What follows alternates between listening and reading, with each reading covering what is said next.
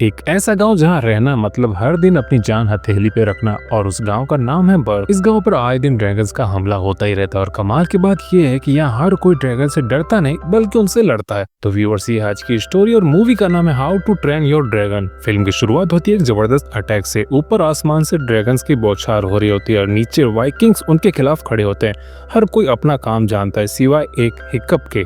वैसे हिकअप गांव के चीफ स्टोइक का बेटा होने के बावजूद उसके हाथों में तलवार कम और औजार ज्यादा अच्छे लगते हैं।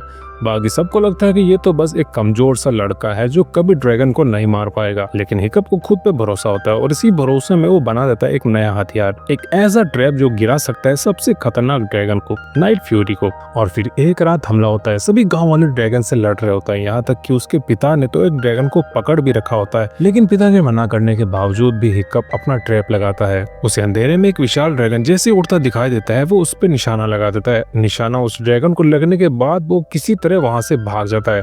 हिकअप जीत का जश्न मना ही रहा होता है कि तभी वहां दूसरा आग उगलता हुआ ड्रैगन उसके पीछे बढ़ जाता है, जिसे देख हिकअप के पिता उसे बचाने दौड़ते हैं। इन सब के बीच वो ड्रैगन भी भाग जाता है जिसे चीफ ने पकड़ा होता है। इसी वजह से चीफ अपने बेटे को सबके सामने डांट देते हैं कि तुम एक नाकारा लड़के हो जिससे कुछ नहीं होने वाला। हालांकि हिकअप अपने पिता को यह बताने की कोशिश करता है कि उसने एक ड्रैगन को मारा है, पर चीफ उसकी बात पे विश्वास नहीं करते। नेक्स्ट डे हिकअप उदास मन से जंगल की ओर निकलता है और उसे मिलती है काली रहस्यमय घायल ड्रैगन नाइट फ्यूरी। ये वही है जिसका सभी गांव वालों को इंतजार होता है। अब हिकअप के पास मौका था कि वो इस घायल ड्रैगन को आसानी से मारकर अपने पिता को खुश कर सकता था।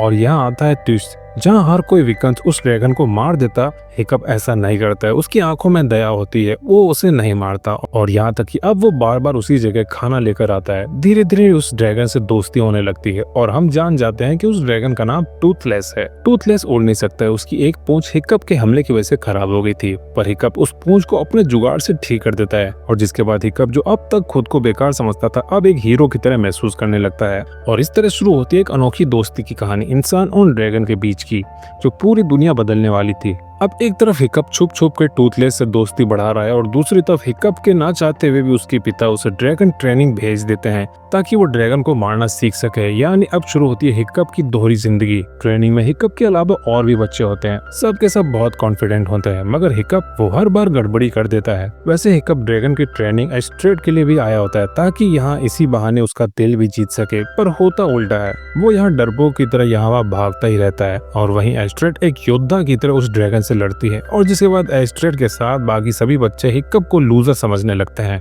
लेकिन फिर कुछ अजीब होता है, जैसे जैसे वो टूथलेस को समझने लगता है वैसे वैसे वो बाकी ड्रैगन को भी समझने लगता है और उसको एहसास होता है कि ड्रैगन उतने खतरनाक नहीं होता है जितना वाइकिंग्स को लगता है। वो भी डरते हैं, उनको दर्द भी महसूस होता है और अगर सही से पेश आया जाए तो वो दोस्त भी बन सकते हैं। ट्रेनिंग के मैदान में सब हैरान हो जाते हैं। हिकअप बिना लड़े ड्रैगन को काबू कर लेता है, कभी मछली डालकर कभी पालतू जानवर की तरह दुलार कर, सब देखते ही रह जाते हैं। और उसके पिता को लगने लगता है कि शायद अब उसका बेटा एक सच्चा योद्धा बन रहा है। लेकिन एस्ट्रेड को हिकअप पे शक होता है और जिसके बाद वो हिकअप का पीछा करते हुए उस जगह तक पहुंच जाती है जहां वो ड्रैगन रहता है। वहां पे नाइट फ्यूरी को अचानक से देखने पर एस्ट्रेड डर जाती है और इसी डर में वो नाइट फ्यूरी पे अपनी तलवार तान देती है, जिससे उस ड्रैगन को गुस्सा आता है और वो एस्ट्रेड को मारने ही वाला होता है कि तभी हिकअप बीच में आ जाता है और किसी तरह मामले को शांत करता है। लेकिन मौका देखकर एस्ट्रेड वहां से भाग जाती है गाँव वालों को हिकअप की सच्चाई बताने। पर जब तक वो गाँव पहुँचती, हिकअप नाइट फ्यूरी पे चढ़कर एस्ट्रेड को रास्ते से ही उठा लेता है और फिर काफी समझाने पर फाइनली वो मान जाती है और दोनों नाइट फ्यूरी की सवारी करने लगते हैं। अब सोचो, एक लड़की जो ड्रैगन से लड़ने के लिए तैयार थी, वो अब टूथलेस की पीठ पर उड़ रही होती है आसमान में और पहली बार उसे भी एहसास होता है कि वो जो जानती थी वो पूरी तरह से गलत था। दोनों आसमान की सवारी के मजे ले ही रहे होते हैं कि तभी एस्ट्रेड और हिकअप दोनों उड़ते उड़ते पहुंच जाते हैं एक ऐसी जगह जिसे देख उन दोनों के होश उड़ जाते हैं। एक विशाल गुफा जिसके अंदर हजारों ड्रैगन और उन सब का डरावना लीडर, एक महान शक्तिशाली ड्रैगन जिसे वाइकिंग्स ने कभी देखा भी नहीं था और जिसका नाम था रेड ड्रैगन।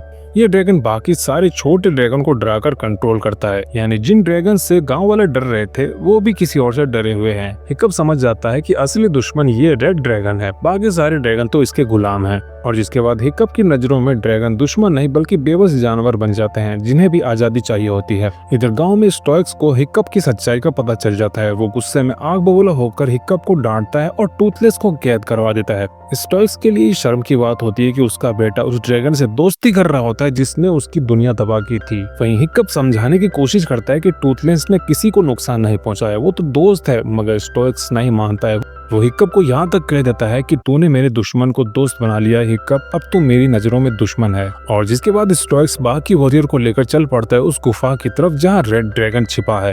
टूथलेस को जबरदस्ती साथ ले जाया जाता है ताकि रास्ता मिल सके। अब स्टोइक्स को लग रहा होता है कि वो अपने फौजियों के साथ ड्रैगन की गुफा में जाकर रेड ड्रैगन को आसानी से हरा देगा, लेकिन उसे क्या पता था कि वहाँ एक आग का तूफान इंतजार कर रहा है। जैसे स्टोइक्स अपनी वॉरशिप से गुफा तक पहुँचता है, इसके बाद वो बंदूकें चलवाना चालू कर देता है, जाल फेंकता है। बाकी सब ड्रैगन वहाँ से भागने लगते हैं, लेकिन फिर गुफा से निकलता है एक भयानक तूफानी साया, रेड ड्रैगन, इतना बड़ा और डरावना कि वाइकिंग्स की हिम्मत कांप जाती है। रेड ड्रैगन गुस्से में पूरी वॉरशिप पे हमला कर देता है। स्टोइक्स की पूरी टीम बिखर जाती है, कहीं आग कहीं धुआं, चिल्लाने की आवाज आने लगती है, हर तरफ तबाही का मंजर होता है।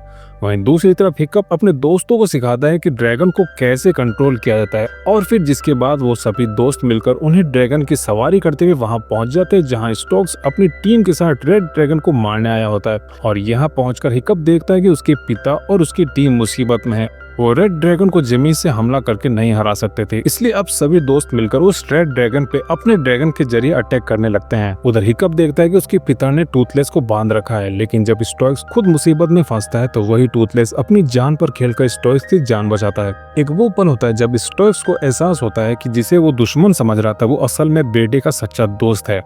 स्टोइक्स की आंखों में आंसू आ जाते हैं, वो पहली बार हिकअप की बात मानता है और अब हिकअप टूथलेस के साथ उड़ान भरता है, सीधा रेड ड्रैगन की आंखों में आंखें डालकर। और यहाँ आता है सबसे बड़ा मोमेंट, एक लड़का जो कभी अपने आप को कमजोर समझता था अब पूरे गांव की उम्मीद बन चुका है।